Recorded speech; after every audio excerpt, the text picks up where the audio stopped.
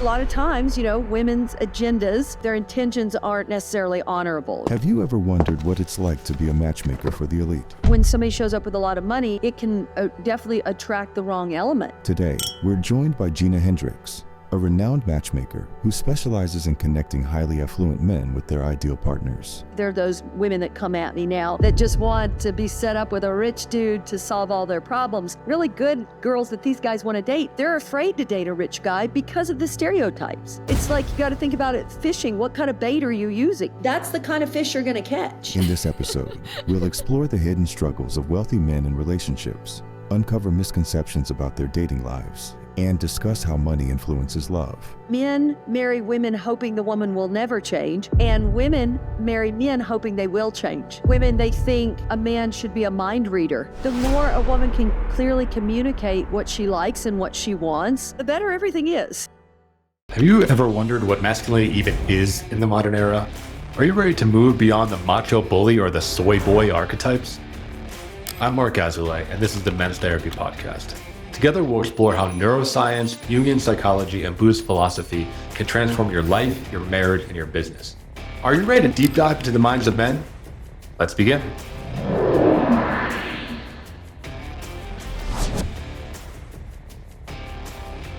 Hello, welcome back to the Men's Therapy Podcast. I'm your host, Marc Azoulay, and I have a very special guest for you, Gina Hendrix. So it's a little bit different than who we typically interview, but she is a matchmaker for highly affluent men. She's worked with billionaires, she's worked with celebrities, she's worked with movie stars. She used to be a stylist, but now she is doing this work and really understanding what makes affluent men tick and some of the struggles that they go through in relationships. She's written 2 books that have amazing titles. The first is Stop Being a Bitch and Get a Boyfriend. And the other one is The Great Manhunt, Access and Attract That Guy That Every Woman Wants. She's been featured on tons of different outlets. She's been on E! She's been on The Bachelor. She's been in Forbes. She's been in Men's Health, Glamour, all kinds of great stuff. So Gina, welcome to the show. Thank you. I appreciate it. Thanks for the build-up. Thank you. Yeah, I'm really excited to talk to you because I do work with a number of affluent men as well. And I think their struggles or their experience is really misunderstood. I think our culture often paints them as the villains, right? They're like the villains of the world, right? They have all the money, they're greedy, they're, fucking everything up. But there's so much more underneath these guys. So I'm curious to kick it off, like, what's one misconception that you think people have about this group? Well, I think that they think it's just one kind of rich guy. You know what I mean? That the prototype Daddy Warbucks, or if he's single, the old rich guy or the new money rich guy, and he just wants arm candy and he's a little bit of a douche. You know what I'm saying? But I don't find that to be true at all. I mean, listen, there's all kinds of personality types for sure. Right. Yeah. But this idea that like they're objectifying women as much as they get objectified, I think is a 100%. I think it goes both ways. They want connection, right? Just like anybody else. They do. I mean, listen, again, but I find that, whether men have no money or they have a lot of money or they have a little bit of money, still, there's all different personality types under those umbrellas. You know what I mean? Like there's good guys and bad guys who don't have any money. And then there's good guys and bad guys who do have a lot of money. And so it's just, there's a lot of different personality. You can't slap a label on people. You just can't. People have layers and layers and layers. And I've met a lot of phenomenal, philanthropic, super wealthy men who struggle to find an authentic partner because a lot of times, women's agendas aren't exactly, their intentions aren't necessarily honorable. You know what I mean? And yet the stigma is that the men's intentions aren't honorable, but I find there's a lot of times it absolutely goes both ways. Yeah. And I'm sure we'll dive into that as we go through the episode. I always like starting with the personal story. So like, what got you into this work? How did you start? Sure. So I always say and tell the story that I've had 3 careers. I've just always followed my passions. That's just kind of how I live my life. And so my first passion was, I was obsessed with living in Los Angeles. So I grew up in Memphis, Tennessee, And I was obsessed with Los Angeles as a kid. And so long story short, I ended up becoming a flight attendant for Delta because they had a base in LA. So following that passion, I did that for 9 years. And then I always had a passion for fashion. So I became a top celebrity wardrobe stylist, and followed that passion down that rabbit hole and did that for 10 years. I was dressing every celebrity you can think of for red carpet events, magazines, award shows. But then, production is busy and slow. So you'll have these gaps in time where you have nothing going on, waiting for your next job. And I discovered online dating in the early 2000s. I'd always been a good connector, always loved talking about love and dating, and wanted to start my own online dating site back in the early 2000s and tried it off and on for like 7 years. And finally, a friend of mine who was a mentor, he said, Gina, I think you should think about being a traditional matchmaker in the real world. He said, you're personable, you love to talk to people, you're great at connecting people. I'd set a lot of people up at that point. And then he handed me a book about matchmaking. And so I read it, and I don't know, I just went all in. It really resonated with me. And I didn't know what I was doing when I started it, other than I had a passion for it and really wanted to help people do dating better and find love. And I never looked back. Yeah. So tell me about that book. Like, how do you learn matchmaking? What's the, I don't know, the strategy behind that? I don't think that so again, I think what I learned from the book was the ins and outs of how you start a matchmaking business, right? But I think in terms of connecting, I've always been a connector. I always loved to connect people with events. Like if I knew a fun event was coming up and I knew my friend would like it, I would share it with them. Or if somebody was looking for a house to rent, or I saw something that I thought, oh, this person would love this. Or I also connect people with animals because I'm always trying to get animals adopted. And then people with people. So I think naturally, I've always been a connector. And so that was sort of the skill set that was needed to then become a matchmaker. And then the book he gave me just really helped me figure out how do you actually start a matchmaking business, things to expect, things to know. And that's where the book came into play. Yeah. So what do you look for as far as compatibility? Like when you're trying to when you're mocking up someone, right? You talk to them for, I don't know, an hour or two. What are you kind of taking in? I have to get a sense of who they are, as a person, and I think lifestyle plays a factor. If they're a person who, they like a very low key lifestyle, I think they need to be with somebody who enjoys a low key lifestyle. I think too many people tend to choose people and kind of hope they change in some way. Women choose men and they hope they'll be less workaholics or less alcoholics, or maybe they'll be more ambitious or whatever it is, and then that's a mistake, right? Or if somebody doesn't have the time to devote to a relationship, they're thinking, oh, well, they'll put more time. And people will make more time as they get to know somebody. But I think the fundamentals of people's lifestyle, I kind of start there. And then if they're a certain religion, I have to base it on that. And listen, with men, though, it always starts here.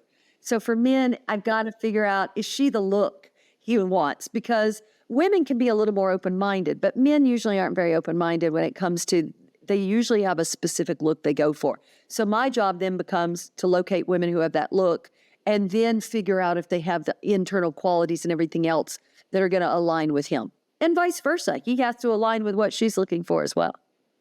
Yeah. Say more about, falling in love with the fantasy, because I think that is so common. And I have to imagine that probably most relationships fall into that trap where they're just trying to change their partner or their spouse. All the time. I mean, you see this, I think, constantly. And it's whether people have money or don't have money. But I think the number one problem that people have and why relationships end is because you're with somebody who you were hoping they would change. And, I think that if you can get into a relationship with somebody and take them exactly as they are today, not thinking anything is ever going to be different. And if you're cool with that, then this is a relationship that could work. But too many people look at people and see them almost as a fixer-upper. And I think women are more guilty of that than men. Men don't look at women that way. There is a saying that says, men marry women hoping the woman will never change, and women marry men hoping they will change.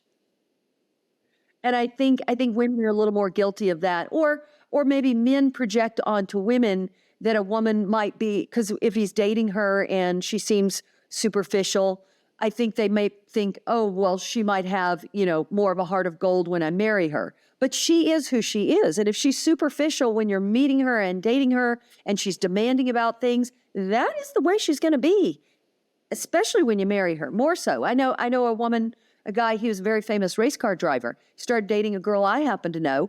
I didn't know him. I actually knew another race car man who owned like race car teams. So he kind of gave me the backstory. But coincidentally, I knew her, and that's how he told me the story. So they got engaged. She was traveling the world with him by private jet.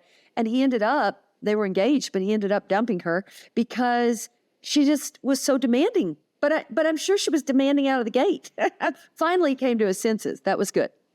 Yeah, he finally saw what was right there in front of him, Yeah, for sure. I'm curious. So on this show, we talk a lot about like masculine and feminine polarity, right? And how there's two energies that complement each other.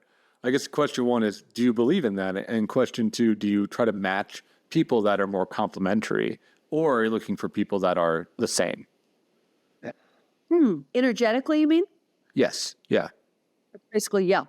I think that's such a good question. I think that is a case-by-case basis, right? Because I think that there are those men that look for different things that might not mean energetically. That's such a good question, man. I've got to really think about that.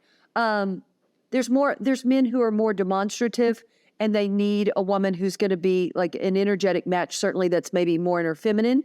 And then I think there are a lot of those guys who need more of an anchor. So a woman who's going to be stronger. She's not necessarily the woman that's going along with him, but she's the woman that kind of can be the anchor so that he's not pulled off in so many different directions. So I think it kind of is a case-by-case basis. I think when I'm doing my matching, I definitely factor in personality types, because even my guys will say, Gina, I'm an introvert and I do need a woman who's going to be more of an extrovert. Someone who I can take to events, and maybe she's the one that's more bubbly, so it doesn't have to be all on me, and I do have to navigate personalities like that for sure. Well, yeah, because that was a big shift in my own dating, and when I ended up marrying, is I think for most of my dating life, I was trying to find someone that was the same as me, right? And then I didn't know that I actually didn't want to date myself, right? So, my wife Caroline is very complimentary. She's a lot more grounded. She's a lot slower in some ways. She's safer. She's soothing. Whereas I tend to be the kind of like more high energy, dramatic one in the relationship. Well, you know what else I've observed? That I think that men kind of fall into two categories. And it's not just two, but I see the majority, it goes like this. If they're on the younger side and they have not started the family yet, and they're still at a place where they're looking for the wife to start a family and raise kids and all that, surprisingly, at least the men I've worked with, want a woman that what they care about most at that point is they want her to be more of a match, like what you're talking about in terms of, is she as driven? Is she as successful in a lot of ways or accomplished? Is she a high achiever? Is she as educated as he is? That's what I find at that level when they're starting their first family, let's say. But then when they come back, I'm not saying they get divorced and come back. You never know. But I find that those men who work with me who might have gotten divorced, now they're looking for something different in the second phase of their life. They're looking for a woman who they have more in common with, someone who they can just have more fun with, and someone who shares their lifestyle in a way that they're flexible to go and do things. So the guys that come around the first time aren't really looking for that in that partner. They're looking for a very high achiever who matches them. So I guess it's probably in their mind like breeding children who are going to be, these little masterminds. And then the other side of it, they've been there, done that. So they realize now they're looking for something different in a partner. Yeah, looking for actually a companion, it sounds like, right? Companion, exactly. Yeah. Yes, for sure. Yeah, that's kind of where I'm at with Caroline, where it's like we have a lot of stuff in common, but energetically we're very different. I think that actually helps us as we look at, hopefully starting a family soon and things like that, trying to be like, who do I want to be the mother of my children, versus like, who's like the, the hottest, most wildest, fun person I can find, it's kind of looking more for like stability and security.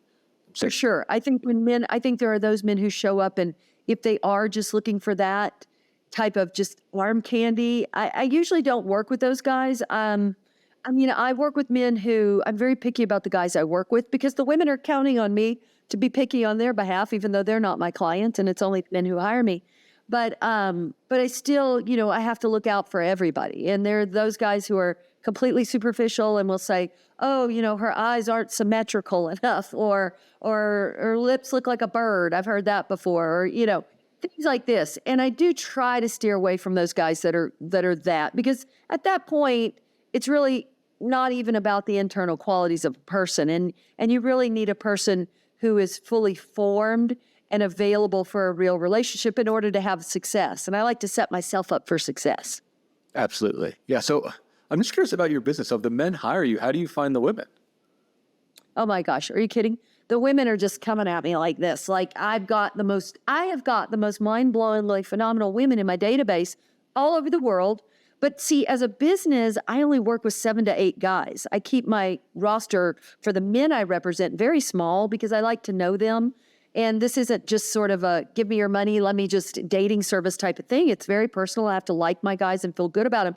So my biggest challenge is the fact that I have so many women I cannot set up because I only work with a small number of guys. But how I caught on is the social media. So I got kind of popular on TikTok and Instagram in the last few years, and now all these women are coming at me. But the thing is, there's all kinds of women coming at me. Certainly there are those women that come at me now that just want to be set up with a rich dude to solve all their problems.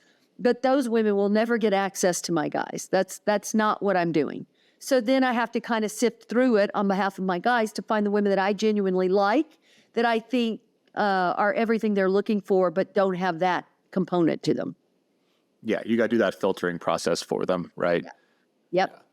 Well, so we've been talking a little bit about, I think relationships in general, but I know you work with affluent relationships specifically. So, how does all this change, or I guess, does it change when you throw a bunch of money into the picture? I think, sure. I think when somebody shows up with a lot of money, it can definitely attract the wrong element, 100%. Do you know what I mean? So I kind of act as a gatekeeper a lot of the time. That's how I consider myself to be, because these women essentially have to get through me to get to my guys. And like I said, I have to really like her. I mean, lately I haven't been meeting a lot of women in person. Since COVID, it made the whole Zoom thing convenient to meet. But I do like meeting people in person when I can, because a lot of times I'm testing these ladies. Does she show up on time? Has she put effort into her appearance? Is she kind to me? If I buy her coffee or if I buy her lunch, does she thank me? Or is it just take? And so I'm looking for these like indications, to kind of determine, because I do think when somebody's wealthy, people have a lot of preconceived notions. One, that they can just take whatever they can get from the person, or a lot of times really good girls that these guys want to date, they're afraid to date a rich guy because of the stereotypes. So then I kind of have to come in and be the person who vouches for him, because a lot of times the women they want to meet, those really good women, kind of don't want to meet them because of all the media things and stereotypes that they've heard. Yeah. Tell me more about the kind of like behavioral things you're looking for. Because when I help my dudes with dating coaching, it's a lot of that, right? I'm like, look at how she acts. Look at how she treats other people, right? Not what she says, because anyone can say anything, right? You got to look at who she is. Right. Absolutely. So for me, yes, I'm looking, even when I'm communicating with her to coordinate the date, because I can coordinate all the details of the first date. So when I'm looking for women I'm trying to communicate, do they get back to me right away? Are they courteous and respectful of my time? Even when I'm doing a Zoom, do they show up? Just like I said to you, I'm sorry I was late, even by 2 minutes. That's a big deal in my world. It really is. I don't want them to be late. I want them to show up on time. I want them to be putting their best foot forward. And again, I am kind of judging them at every phase. And even when it comes to trying to set them up for like a dinner, there'll be those women who will say, well, is he going to send a car for me? And the truth is, yes, sometimes we will offer to send a car. But once she's asked for it, I kind of don't want to at that point. I kind of say, yeah, no, just get yourself there. Because again, I'm testing her. Is she the girl that's only going to go because it's in a car for her? So now if she's shown me, if she's alerted me that she's expecting a car, now I'm not going to send her one. I want to see if she's going to play ball my way. And not, not be totally stuck up. I don't like anybody who's like stuck up and expecting anything. You know what I mean? I love those women who are sweet. And that's what the guys want too. They don't want a woman who's expecting this and expecting that. And women have tried, because I really try to protect everybody's privacy. I don't share last names. And I've had women, over the years try to they think they're going to trick me. And they're like, Gina, what's the name on the reservation? It's because they want to Google him, And I'm like, oh, the reservation's under my name. Thank you very much, And so listen, I know how to get ahead of them now. And so I'm kind of testing them and observing them at every phase. And then are they getting back to me after the date? Because then, even after they've dated my guy and after they've gotten access and maybe the date went well and maybe now they're going on date 2 or whatever, I like the women who are still humble enough to come back and say, hey, Gina, what do you think about this? Or still kind of try to communicate with me.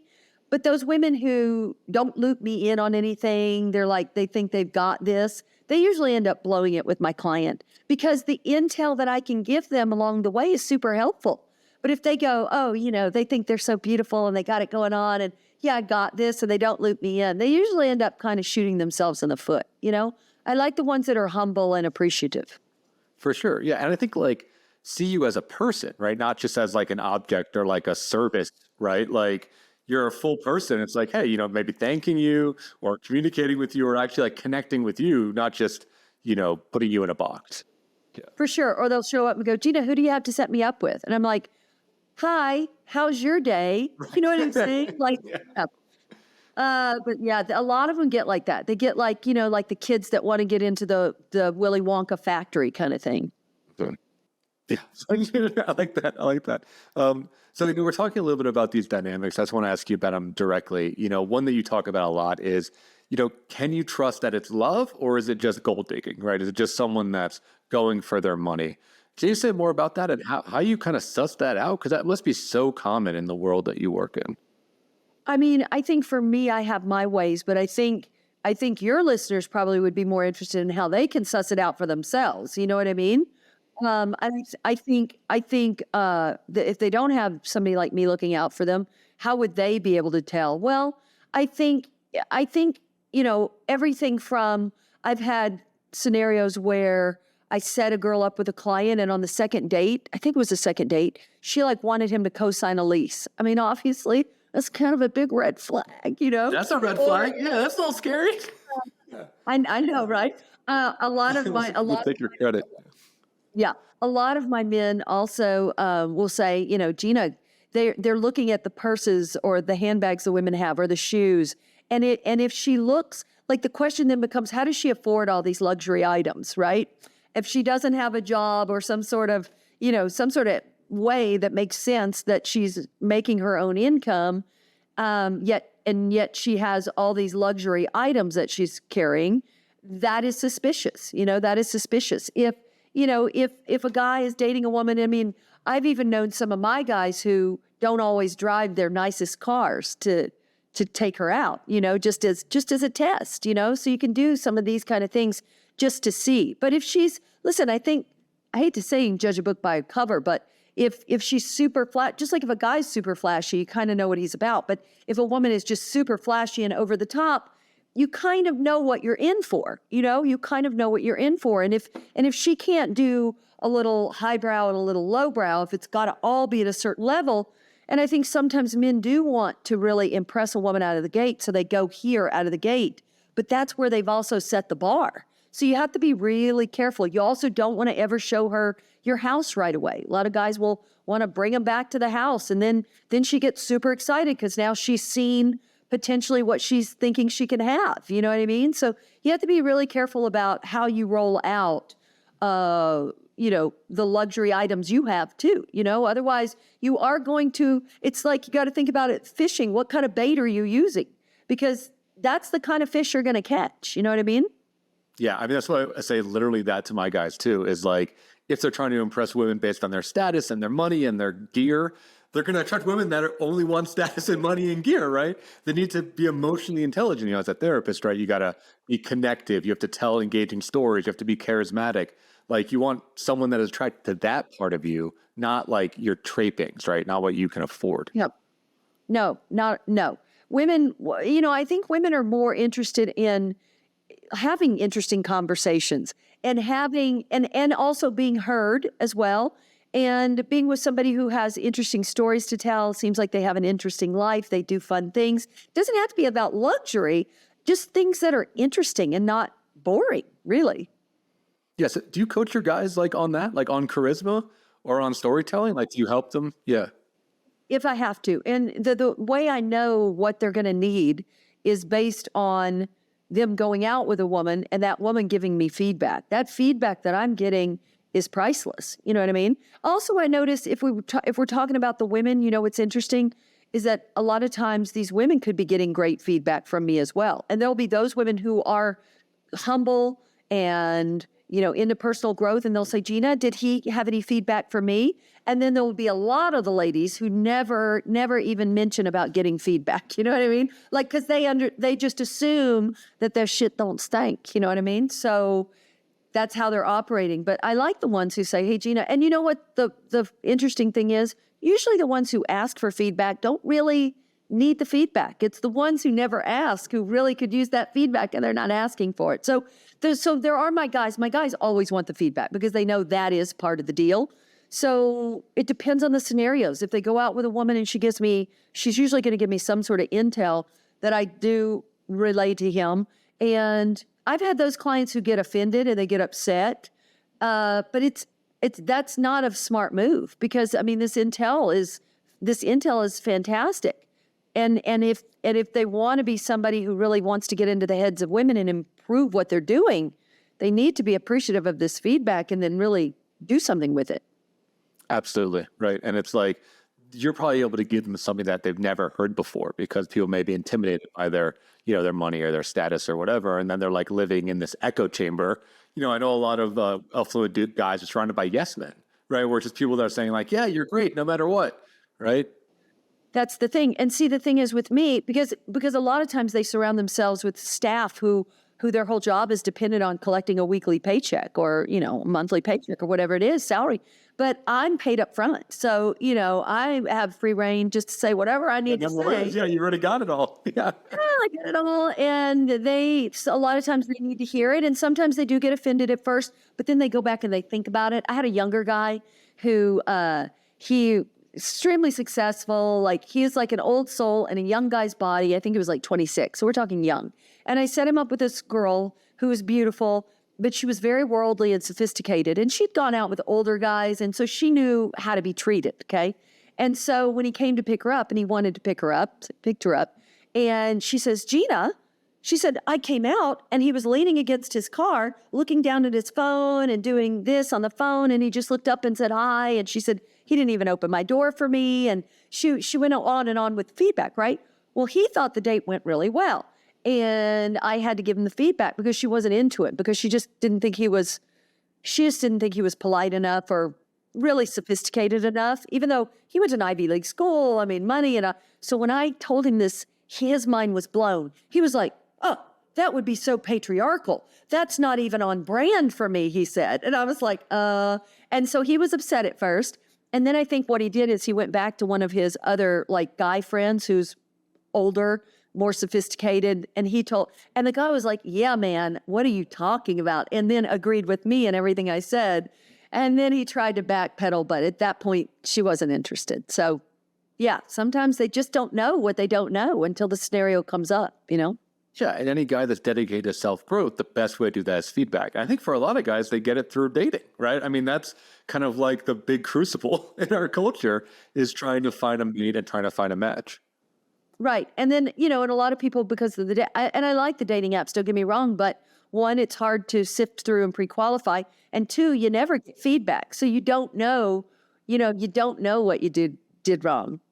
Right. It's so easy just to be disposable, right? Just to like, swipe and then and ghost and never see that person again. And then you don't really get like a debrief of like, okay, can I do better? What happened? Like what they're really thinking? If you're enjoying the podcast so far, please hit the subscribe button and leave us a review. Your feedback helps us to reach more men and inspire them to become the best versions of themselves. Thank you for your support. And now back to the show. I had one client, and I love him, and I set him up with this girl who she's lovely as well. And the feedback she gave me, I had to tell him that, what did she say? That he was wearing like these Renaissance fair bracelets, and he was kind of dressed like he went to the Renaissance fair. And he was like, and unfortunately, it's usually when they like the girl and they've done these things. And he said, "Oh God, I just got that shirt." And he'd never worn it out, and nobody'd given him feedback. And he didn't know that he was kind of showing up like with a Renaissance fair look.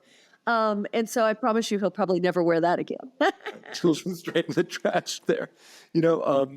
So you're talking a lot about the entitled women, which I think in your field has got to be all the time, right? And you're trying to screen for people that are entitled or that are gold digging. I'm wondering on the other side, and I'm thinking about a client in particular. So if you're listening, you know who you are. But I have a client who is a very affluent, very successful lawyer, right? He's on his second, relationship. He recently got a divorce. Now he's dating this woman who he loves to death, and their relationship seems really good. But something that comes up again and again is that she feels like she's not good enough for him. That, she's living, he's living a lifestyle that she couldn't afford on her own, or he's like more emotionally intelligent or whatever. Yeah. Why would she have to afford that on her own? I almost wonder if there's something he must be doing to make her feel that way. Do you think so? I'd love to hear your thoughts on that, right? I mean, it sounds like she has a lot of insecurity, and that's a constant thing where they fight in their relationship where she doesn't feel like it's equal, or feels like she deserves to be with him.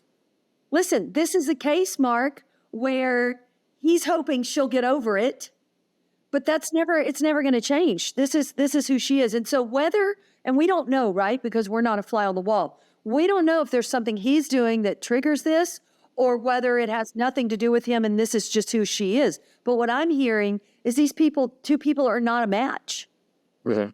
Yeah, there's like that level of insecurity. Yeah. Yeah, you can't go through the world, whether somebody has jealousy issues or insecure issues. This is nothing, I don't believe, that can be fixed. Yeah, tell me about that. That's interesting. Yeah. So you think that's like that's just it forever? Like it's not going to change. Yeah, this is like what we were talking about in the beginning, right? This is a perfect example of people choosing people who are not the right match, and then they're struggling. How long have they been dating? Like about a year, so it's still pretty new. It's pretty new, but still long enough to where if you're already in this like thing where it's like a struggle and it's hard, I mean, how is that ever going to get any better? How? Because it would require her to change her personality. That's the only way this relationship would work, right? Because she has this, and in a year, she's not become any better or felt any better. So this is a case where, I think they're going down the wrong path. That's what I think. I had a client who right before COVID, he had broken up with this woman because the relationship was tumultuous and there were issues, and they kept trying to work on it and never got better. So they broke up. So then he became my client. And then because of COVID, people kind of went wacky and they wanted to go back. He ended up going backwards to her, and they got back together, and they got married. And then I didn't talk to him for it's been about 3 years, maybe 4. And he just reconnected with me, and he said, "Gina, you were right. I don't know why I got back with her. We got married." He said, "Now she took everything from me." He said, "But I learned." And so now he's my client again. So, I think you try to make these puzzle pieces fit, but if it's just a struggle, why do that? It's just not meant to be, Yes. Say more about that. So the reason I'm asking is the number one question we get. I've had this podcast for like over 3 years, right? The number one question that people keep asking over and over again, so I ask, relevant guests this all the time, is like, how do I know I'm in a toxic relationship, right? And how do I get out of it? That gets asked over and over again. So I'm curious what your answer for that is. Like, how does someone know it's not working, or how does someone know it's toxic for them? I think, are you with somebody who makes your life happier and easier or not? Okay. Yeah. I'm just gonna boil it down to that. That's that Right? simple. Yeah. It really is. I think people are overcomplicating it, right? They get caught up in the drama, and if there's more drama than happiness, and if you're with somebody who puts knots in your stomach and keeps you on eggshells, and it's kind of more chaotic than it is peaceful, and it's not somebody in your life that's making your life happier or easier, that's your answer. And how do you get out of it? It's very hard. The longer you stay in it, the harder it's definitely going to be to leave. But I think you just have to realize, do you want a happy life? That's, because I think happiness should always be everybody's goal over a relationship. I think we pursue being in a relationship, and a lot of times we forego asking ourselves, does this person truly make me happy? And I think people get in relationships where the person doesn't make them happy, but they feel like they're in love. They need to be. And I think happiness is way more important than being in love. And I think you have to then kind of love yourself more than this person. And you have to feel like I have to look at what's best for me, what's going to make me happy and have a peaceful life and an enjoyable life without all the drama. And I think people get addicted to the drama, and that's why it gets hard to leave. But you just have to figure out how you can, whether you get a therapist that supports you or you realize that you should be prioritizing your happiness and your peace of mind over another person that causes chaos. Yeah, I see that drama addiction so much, right? And it's like, you and me looking from the outside, we're like, leave, like get out. There's a million fish in the sea. Like it's so obvious, right? But people get pulled in over and over again.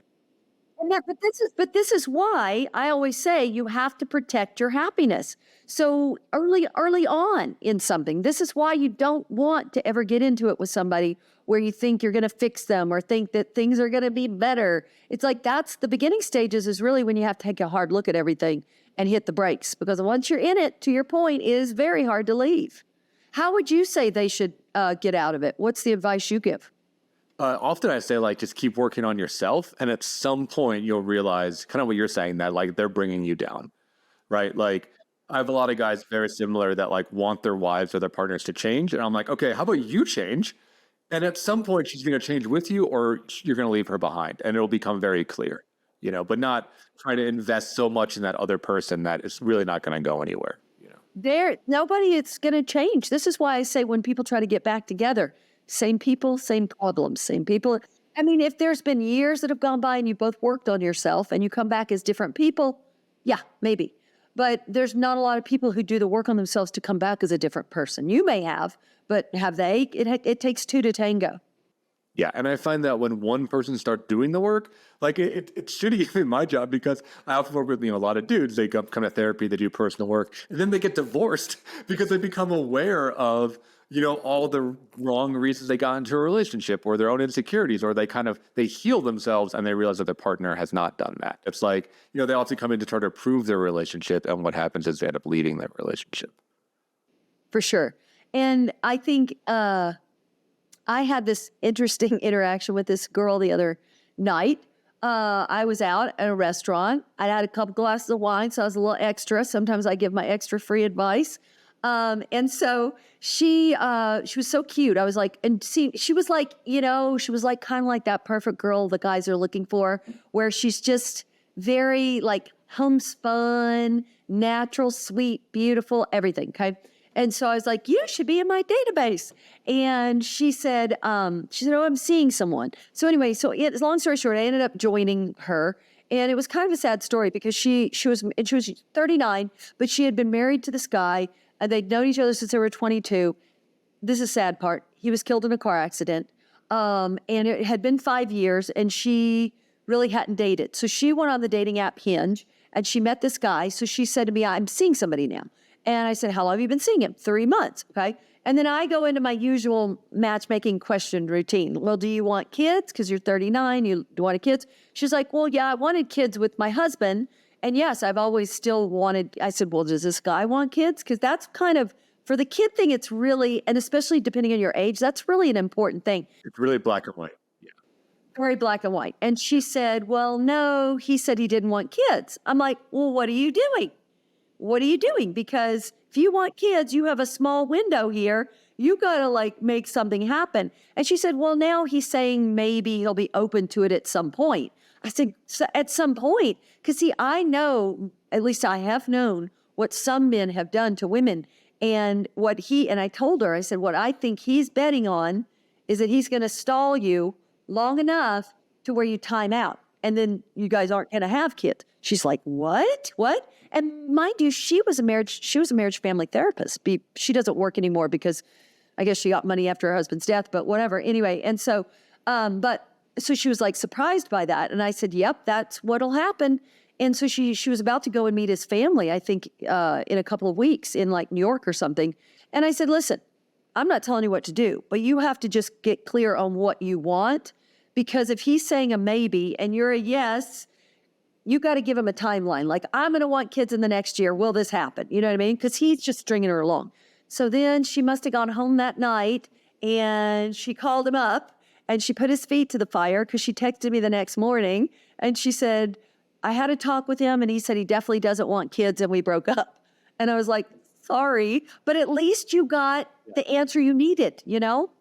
At least you ripped the Band-Aid off. And yeah, I mean, like there are a few things like that are very black and white. And it's like, yeah, parent life versus single life is so different that like you can't really reconcile that.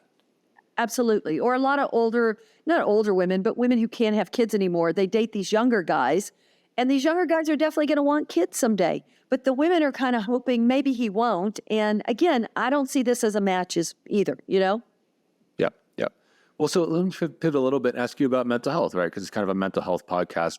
You know, I think there's a stereotype about rich men or rich people in general. They have everything figured out, right? That they got it all figured out. Everything's handled. But I have to imagine some of your clients have mental health struggles, right? Depression, anxiety, whatever. So how do you help a guy that has that maybe needs a little bit extra care or has, you know, a vulnerability perhaps? I think that for me, of course, I'm no marriage family therapist. I say I'm an armchair therapist, right? I've just learned what I've learned from having my matchmaking business. But I think I certainly, I'm always going to be honest with them, but I think I learn about my guys and get to know them in a way where I will give them the feedback and the constructive criticism they need while also giving them the support and ego boost they need. And sometimes that's a balancing act. You know what I mean? Because I don't want to deflate them when a woman gives them a certain feedback. So then I have to kind of preface it in a way where it's going to be received and then they can do something with it. But, you know, for those, I've never, at least not the ones I've known of, have dealt with depression. I'm sure they do. I have dealt with a client recently who all of a sudden, I've known him for years, and all of a sudden he's going on dates and he's kind of a different person than he used to be. He's very amped up. The women say he talks over them. He's different. And so I've had to have conversations where I'm like, you're kind of a different guy than the guy I used to know, like what's going on behind the scenes and, you know, and just kind of get them to open up. And then I try to offer the advice best I can. What was the answer? Cocaine. That's where my mind went immediately. Was he on a bunch of coke on the dates? He says that he's taking his daughter's Adderall medicine. I don't know. I don't know what it is. I doubt it's cocaine. I think he's definitely taken something that's altering his personality. You know what I mean? And I've said to him, this is a pattern now with several ladies, and this is not who you have been showing up as this whole time I've known you. So if you're going through something, take the time to work on that and then come back and let's do this again, you know? Yeah. I think that's a great answer. So another question I have for you is like, what do you think a lot of women don't understand about male psychology? Because from the books you've written, it sounds like you really understand how the male brain works in a way that maybe a lot of women don't. So what do you think is a misconception there? Oh, I think for women, they think that a man should be a mind reader, you know, and they really don't understand that men are just as confused about dating. Even if they're successful, they don't know how a woman wants to be, how a woman wants to be contacted or or what she prefers, or, there's a lot of, the lines are so blurred in dating these days that I tell the women, if because the women will come to me and say, Gina, I want to tell him this, this, this, this. And then she said, how do I tell him? I go, just like you told me, just be very straight with them. You know what I mean? And I think that the women also think that a man a lot of times is playing games with them, but maybe he's still interested, when really they should recognize games. When a man plays games, it's usually he's not interested or he's not fully available. You know what I mean? Women play games and they are available and they are interested. And this is why they think this in their mind, because that's what they do. But yeah, I think that they don't realize that men don't have it all figured out just because you're a successful guy. I've known women who have said to me, because they watch all these videos and all this stuff where they think they're looking for a provider, masculine man. And that guy, they'll be able to figure out if he makes all the plans and he takes care of everything. But it's like, that's not always the case. A lot of times these guys are super, super busy, and they might be a guy who wants to take you to your favorite restaurant. So they're asking. I knew a guy was coming in to see her, and he was unfamiliar with her area. And he said, hey, do you have any restaurants that are like your favorite that you'd like to go to? Just to make his life easier, and why not? And then go to a place she loves. And she was like, oh, you'll figure it out. And it's like, men want a woman to be a bit of a team player a lot of times, it doesn't, just because he wants her to suggest a restaurant doesn't mean he's not as masculine, doesn't mean he's not going to be the provider, and I think they're a little too unforgiving with those standards early on. Yeah, I think that's definitely true. And I think the mind reading thing too, because I think women, y'all are tapped in to a level of subtlety that, like, as men, we do not comprehend. We are just not aware of all the stuff that women are aware of. We're not ignoring it on purpose. We're not freezing you out. We literally do not see it. And I think that's difficult for a lot of women, because for y'all, it's so obvious, right? But for dudes, it's not obvious at all. It's not. And I think that, the more a woman can clearly communicate what she likes and what she wants, the better everything is. There is no downside to clear communication. Yeah, we are very simple creatures. If you tell us exactly what you want and what you like, we will then make it happen. But we're not picking up on the subtle cues, really. No, not at all. And I've had women even do it to me. I think women do it to each other. Friendships or any interactions. Women do this and they expect people to and I don't know why I just don't know why. I'm not built that way. So I don't really understand why they do that. But, and then they come to me and, Gina, how would I tell him that? I go, you just said it perfectly to me. Just say it like that to him too. Yeah. So I'm going to ask you the question kind of on the other way, right? Is what do you think men don't understand about women? Because again, your second book, right? It sounds like that's written for men. And what can men do to kind of increase their odds or understand female psychology better?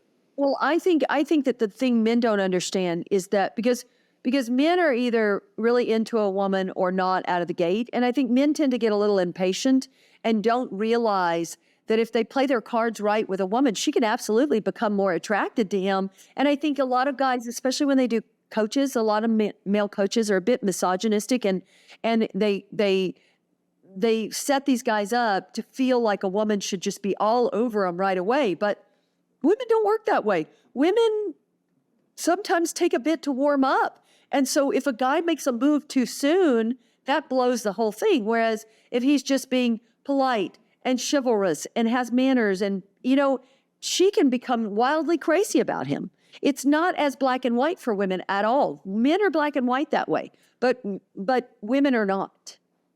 Yeah, the best way I've heard that put is that male attraction is like a light switch, right? And female attraction is like a dimmer switch, right? It takes a while to get up there.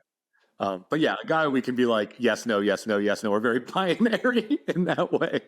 Yeah, absolutely. So I think that's the biggest thing that they just can't realize about women. And also, one of the things I also hate about, when men get rejected for whatever reason, there are those men who say, oh, she just wanted a free meal. But it's they don't understand. Women these days, the majority of women here's what I know about women, are so picky. Oh my gosh, these women are so picky. The majority of women, unless I don't know what kind of women these guys are choosing or where they're coming from, but the majority of women don't need a free meal. If they don't think, they are hoping to like that guy. If they're actually going out with him, they're hoping to like him. And he may just do something where they're like, oh, I didn't like him. It wasn't about the meal. It was just they were hoping to like him and they didn't, Yeah, I think that's the thing that guys don't get, especially on like the dating apps, right? Like, my female clients and women friends, it's like they're sifting through hundreds of apps, right? Like they're constantly getting pinged all the time. So it's not like they're desperate, right? They're having to like really go through this like pile of garbage, right? To like find somebody that they want to go on a date with. And when men show up, because, men are competing for like these amazing women it's only a handful of amazing women. It's only a handful of amazing people in general. Like the world, few exceptional people are few and far between. No different on the dating apps. So then you end up competing for, the women are competing for the hottest guys and the best guys, and the men are competing for like the hottest, best women. So if the men are showing up just as like an average Joe with nothing to say, hi, how's your day? Or, oh, great legs, or you're cute. These things, those guys are going to get lost in the dust. Yeah. They just get filtered because there's 10,000 other dudes that sent the exact same message, right? Right. But a man who's showing up and like, he's read something in her profile that makes it about her. Oh, I see that you love to play, tennis, or you like to golf. What's your favorite golf courses? Now you're going to perk her up and get her attention, Absolutely. Yeah, so I know you focus primarily on dating, but I'm curious if you have any advice or insights around a relationship, right? So like what happens a year or two down the line? How do these dynamics change or shift? Interesting. That's a good question. I do help people if they keep in touch with me with those different phases of dating. I mean, I had one couple and they did end up getting married. They were months and months into their relationship and then hit that first speed bump and it was just, first fight and they were going to pull the plug and Gina, it's over and I'm done and la, la, la. And I was able to kind of, fortunately, I was there. So I was able to like talk them both down from the ledge. But I think more people need to try to come at issues that they hit from the other person's perspective. We're so stuck and so linear in the way we see things and but I think, it's just like when you're walking down the street and if you always go a certain direction, you always see things one way. But if you turn around and you walk a different direction, oh my God, I never noticed that house on the other side of the street, even though you walk past it all the time. But I think that people need to kind of step back from their ego and try to, because I think it's a lot of ego involved when there's conflicts, and step back and try to be a little more empathetic to the other person. Because, I mean, one thing I've learned even from being a matchmaker is that just people have layers. They're never just one thing. Nothing is ever just one way or one thing. People have feelings. They perceive things in different ways. So I think if you can separate your ego and kind of step back and try to see things through the other person's perspective, and hopefully you have two people that are willing to do that, because that kind of takes two people to be willing to do that, that I think that's a way to kind of help with the discourse, Absolutely. Yeah. And I think people reveal their layers over time, so obviously people are going to be fronting and putting their best face forward when they're first dating, but over time you're going to see more of the real them. So I'm curious for you, like, any advice on when knowing if someone is the one? And by the one, I mean someone you marry. I mean, there's many ones, but I think like taking that next level, maybe starting a family with them, maybe making a lifelong commitment to them, different from just having a fun date, right? Like, how do you know that you found a match? Well, I think you can't just go on wild attraction. I think you have to really get clear on whether or not your long-term goals and your lifestyles are really a match, and not get so caught up in the whole lust part of it or the sex part of it or all that, the attraction part of it, but really take a good look. Like, do we agree on finance, the hard stuff, right? Do we agree on finances? Do we agree on having kids or not having kids? Or, I think you have to get clear. And then I think you also have to factor in, because you're bringing your families to it too. Do I like this family? Because families can cause a lot of drama, and you're married because you're not only marrying that person, but you're marrying that family. So I think before deciding to marry that person, are you willing to marry their family? And ask yourself that too. And I think you really have to look at it from a 360 view. Yeah, that was the next question I was going to ask is exactly that, right? It's like bringing someone into an affluent family, which has got to be a whole nother thing versus just one affluent individual. Yeah. That is true. I think that, a lot of times what I've found in affluent families is that if the guy has come, it's different. So if the guy made his own money, that's one thing. But if he's come from an affluent family, usually his mother is like a mama bear, and she can make things very difficult. She can make things very, very difficult. Because I had a client years ago, and he's the son of somebody extremely well known. And the mother made it very difficult because he kind of had this Madonna. I think he had a Madonna whore kind of complex, right? He liked a lady that looked a certain way, but his mother, had a higher standard for the type of women, and he was just constantly conflicted. So I think you just have to make sure that the family is a right fit for you as much as that person that you're dating. Yeah. And like put them through the same kind of rigorous screening process because, yeah, especially when I think of those old money families, I work with a handful of individuals from them too. It's like they have their own cultures and their own traditions and their own rituals. And it's like I found in general, they're like not very flexible, right? Like you're doing all the vacations that they do. You're going to the lake house. You're like, you're doing the stuff that they've done They're for very hundreds of years. traditional. Yeah, very traditional.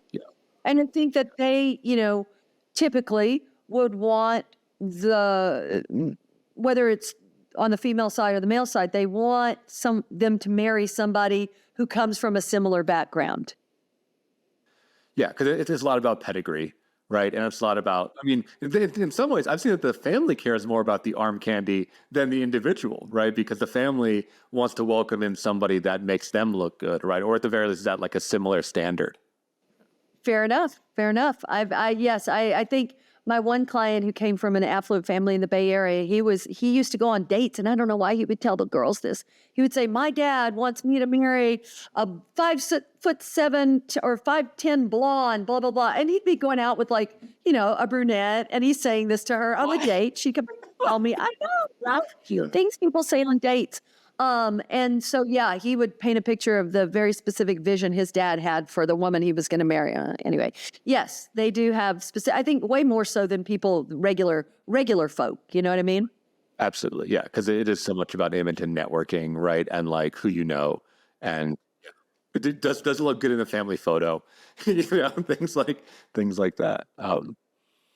Yeah, so we're nearing the end, but I made a note. I wanted to ask you about your other organization, Models and Mutts. I just want to give a little bit of airtime to the dog rescue part of your life. So, can you tell us a little bit about that? Yeah, talk about when I am a connector. I love connecting people with animals. I always have. I've got a ton of them myself. I got 5 dogs and 3 cats. But so Models and Mutts came from. So I've had a couple of radio shows. One of the ones I had, it was called Beyond Beautiful. And I would interview beautiful women with interesting stories to tell. And a lot of times we'd end up talking about rescue dogs, rescue animals. And then I thought, how can I put these beautiful women to work other than just here looking gorgeous? So I started taking these women to high kill shelters, and we would bring a photographer, although COVID kind of changed that. And rules have changed. Although, the more I talk about it, the more I know we've got to get back there and do it. It's hard, though. It's hard to go to the shelters because the shelters these days are overcrowded. They're euthanizing. As soon as an animal is over their 10-day or 7-day hold, they're usually always straight up euthanized because the shelters just don't have room. All these people got dogs from COVID and puppies in COVID. And then after COVID, the shelters are so overcrowded. So I would take models to the shelters. We would do photo shoots with these dogs that were in need, and then they would post it on their Instagram. And we just tried to raise awareness as much as we possibly could to get people to really go down to the shelters, because that really is where the need is, and more so now than ever. Yeah, I think that's a fantastic project. And, we've had people on the show that have talked about, of course, the therapeutic benefit of having a pet and how it can be a companion, how it can be someone that can help you learn how to love, especially for someone who is lonely, right? Or feels very cold. I think a pet is the perfect place. I never feel lonely. I'm never not happy. Animals, no drama. Listen, I work in the people business and I love what I do. But when I am not working, nothing makes me happier than just being with my animals. You know what I mean? They're always appreciative and wonderful. So. Yeah, being in the puppy pile, right? And just like getting that unconditional love. I think everyone needs a dose of that. You know, we need that kind of love. For sure. So go to the shelters. Go to the shelters. Yeah. Adopt. So thank you so much for joining us, Gina. Before we wrap up, where can people find you online if they want to learn more about you and the work that you do? They can go to my website, ginahendrix.com, or social media. I'm making videos every day. It's Matchmaker Gina Hendrix on Instagram and TikTok. Great. And all that stuff will be in the show notes, so feel free to click, definitely follow. A lot of great notes, a lot of great stories, a lot of great advice coming from Gina. So, Gina, thank you again for coming on the show. Thank you. It was so fun. Yeah, and listeners, thank you for tuning in. If you like this episode, definitely do all the social stuff, like, subscribe, share with someone, especially if you know an affluent man who's looking for a matchmaker, send it Gina's way. Share the show if there's someone that can relate with the messages that we're talking about here. Thanks again for listening, and we'll see you next week on another episode of the Men's Therapy Podcast. Thanks for tuning in. If you enjoyed today's episode, please subscribe and leave a review. And don't forget to visit menstherapy.online to learn more about the work that we are doing to support and inspire men. Until next time, keep moving forward.